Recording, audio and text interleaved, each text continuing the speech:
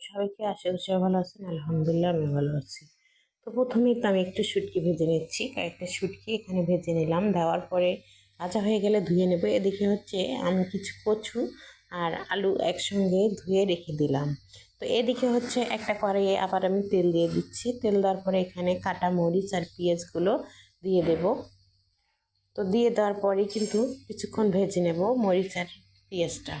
ভাজা হয়ে গেলে ঠিক এখানে আমি কচুগুলো দিয়ে দেব। তো এই তো এখন ভাজা হচ্ছে। তো একটু একটু আস্তেই জালটা জ্বলতেছিল, যার কারণে আস্তে আস্তে হচ্ছে, একটু সময় লাগতেছে। তারপরে এখানে আমি ধোয়া শুটকিগুলো দিয়ে দিয়েছি। শুটকিগুলো অবশ্যই ভেজে নিয়েছিলাম আগে, এখনও আবারও তেলে দিয়ে কিছুক্ষণ ভাজলাম। তো এভাবে করলে কিন্তু শুটকির গন্ধ চলে যায়, এজন্য আমি এভাবে দিলাম। তারপরে এখানে সেই কেটে রাখা কচু আর হচ্ছে আলুটা একসঙ্গে দিয়ে দিলাম।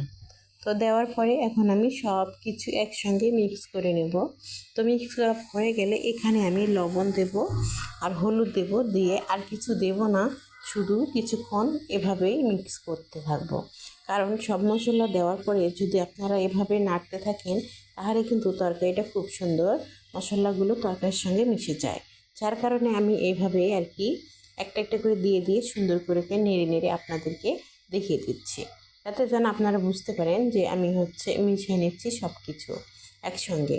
তো এই তো আমার এখন মিশা হয়ে গেলে কিন্তু আমি ঢেকে এটাকে জাল করে নেব কিছুক্ষণের জন্য। তো আমি একটা কথা বলবো, সেটা হচ্ছে যে এই যে আমি রান্নাটা যে করতেছি, আমার কড়াইটা কিন্তু দেখতে বিশাল বড়, কেউ কিছু মনে করবে না।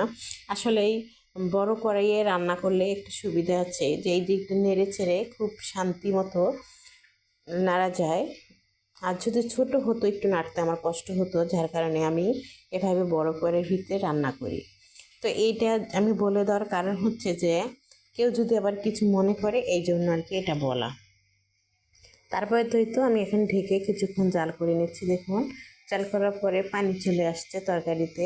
তো এই পানিগুলো আমি শুকিয়ে নেব। নেওয়ার পরে ভাবলাম যে এখানে একটু ধনেপাতা দিয়ে দিই। তো ধনেপাতাটা দিলে অবশ্যই ভালো লাগবে। তো আমি দিলাম, জানি না কে কে দেয়, আর আমি প্রথম দিলাম, কখনো দিইও নাই। তো এই তো তারপরে এখন আমি আবার ওইটা মিক্স করে নিচ্ছি। নেওয়ার পরে আবারও আমি কিছুক্ষণ নেড়ে নিলাম। নেওয়ার পরে জাল করে নেব আবারও কিছুক্ষণ। তো এভাবে আমি নাড়বো আর হচ্ছে জাল করে নেব। কারণ হচ্ছে পানিটা একদম যখন শুকিয়ে যাবে, তখনই কিন্তু আমি এটা নামিয়ে ফেলবো। এই তো পানিটা প্রায় শুকিয়ে যাচ্ছে, হয়ে গেছে অল্প একটুখানি তরকারি। তারপরে অনেক টেস্ট ছিল তরকারিটা। তো আলহামদুলিল্লাহ আমার তরকারি রান্না হয়ে গেছে। তো কার কাছে কেমন লাগছে অবশ্যই কমেন্টে জানাতে ভুলবেন না। আশা করি সবার কাছে ভালো লাগবে। আল্লাহ হাফেজ সবাইকে।